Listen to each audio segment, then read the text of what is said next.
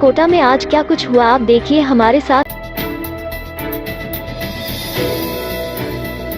राज्य सरकार के निर्देश पर प्रदेश भर में चलाए जा रहे हर घर तिरंगा हर घर स्वच्छता अभियान के तहत नगर निगम कोटा उत्तर के अधिकारियों एवं कर्मचारियों ने शुक्रवार को स्वच्छ सुजल शहर का संकल्प लिया। उपायुक्त हरबिंदर धिल्लन सिंह और जवाहरलाल जैन के नेतृत्व में अधिकारियों और कर्मचारियों ने संकल्प लिया कि वे स्वच्छता को अपने स्वभाव का स्थायी भाग बनाएंगे तथा स्वच्छता के प्रति सजग रहते हुए सूखा और गीला कचरा अलग अलग रखेंगे। सिंगल यूज प्लास्टिक का उपयोग नहीं करेंगे। जल स्रोतों का संरक्षण करते हुए इसके प्रति सामूहिक जागरूकता उत्पन्न करेंगे। हर घर जल कार्यक्रम के तहत बनाई गई परिसंपत्तियों की रक्षा करेंगे। उपायुक्त जवाहरलाल जैन ने बताया कि हर घर तिरंगा कार्यक्रम के तहत उत्तर निगम के अधिकारी और कर्मचारियों ने तिरंगा वॉलंटियर के रूप में अपना रजिस्ट्रेशन भी कराया। आने वाले दिनों में उत्तम नगर क्षेत्र के विभिन्न वार्डों में तिरंगा रैलियों सहित विभिन्न प्रकार के आयोजन भी करवाए जाएंगे। यात्रा के दौरान परिवादी के बीमार होने की स्थिति में हुए खर्च के मामले में सुनवाई करते हुए जिला उपभोक्ता प्रतितोष आयोग ने बीमा कंपनी को परिवादी को 60,784.12 रुपये 6% ब्याज सहित देने का आदेश दिया है। आयोग के अध्यक्ष अनुराग गौतम व सदस्य सरनाम सिंह ने अपने आदेश में शारीरिक व मानसिक संताप 5,000 रुपये व परिवाद व्यय 5,000 रुपये भी देने के निर्देश दिए हैं।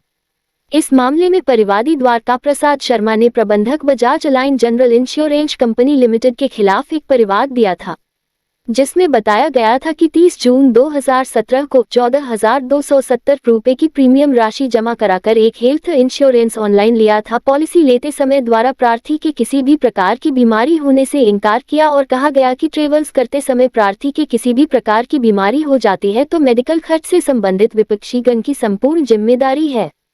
5 जुलाई 2017 से 17 सितंबर 2017 तक अपने परिवार से मिलने अमेरिका गया तो अचानक 22 अगस्त 2017 को स्वास्थ्य खराब हो गया, जिस पर डॉक्टर शून्य परिमल देसाई वर्जीनिया अमेरिका में इलाज करवाया गया, जिसका खर्चा $920.97 अर्थात 60,784.02 रुपये आया था, जिसके संबंध में प्रार्थी ने अपने मूल स्थान कोटा आकर 16 दिन बाद विपक्षीगण को ऑनलाइन ही इलाज खर्च के पेटे क्लेम के लिए निवेदन किया।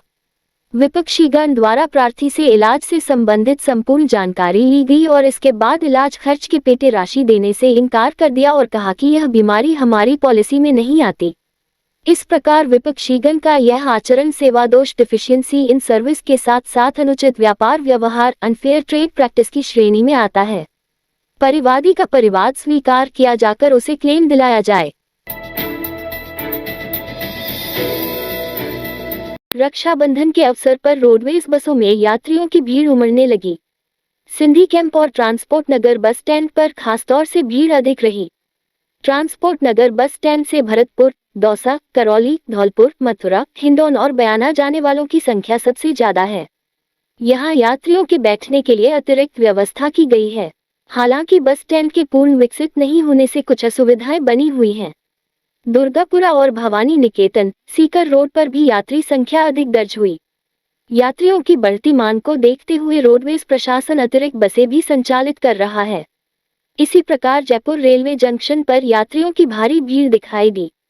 भीड़ को देखते हुए रेलवे ने करीब 1.5 दर्जन अतिरिक्त ट्रेनों का संचालन किया है।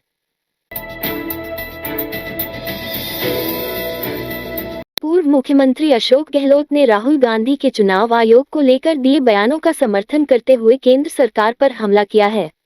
अपने आवास पर मीडिया से बात चुनाव आयोग पर सवाल पर गहलोत ने आरोप लगाया कि राजस्थान सहित 4 राज्यों में चुनाव आयोग की वेबसाइट बंद रही, जिसे उन्होंने लोकतंत्र के लिए खतरा बताया। उन्होंने कहा कि चुनाव आयोग पर डेमोक्रेसी का भविष्य टिका हुआ है और इस तरह की घटनाएं लोकतांत्रिक प्रक्रिया पर सवाल उठाती हैं। चुनाव आयोग की साख पर सवाल खड़े हो रहे हैं। केंद्र सरकार और बीजेपी पर निशाना साधते हुए गहलोत ने कहा कि देश में पिछले 11 वर्षों में लोकतंत्र का ह्रास हुआ है और इसे अघोषित आपातकाल की स्थिति बताया। उन्होंने बीजेपी पर संविधान और लोकतांत्रिक मूल्यों को कमजोर करने का आरोप लगाया, जिसमें प्रेस की स्वतंत्रता और विपक्ष की आवाज को दबाने की बात शामिल थी। गहलोत ने सामाजिक न्याय के माध्यम से सभी जातियों और धर्मों के बीच एकता की बात की। उन्होंने ये भी कहा कि कांग्रेस हिंदी के पक्ष में है, लेकिन अंग्रेजी एक अंतर्राष्ट्रीय भाषा है जो युवाओं के लिए नए अवसर खोलती है।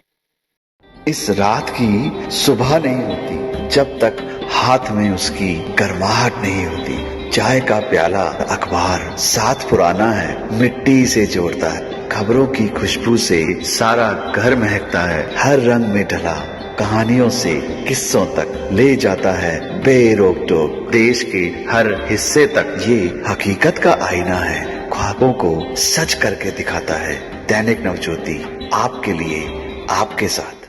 ये थे आज के मुख्य समाचार। विस्तार से जानने के लिए पढ़ते रहिए दैनिक नवज्योति। दैनिक नवज्योति के YouTube चैनल को सब्सक्राइब करें और ताज़ा अपडेट के लिए बेल आइकॉन दबाएं।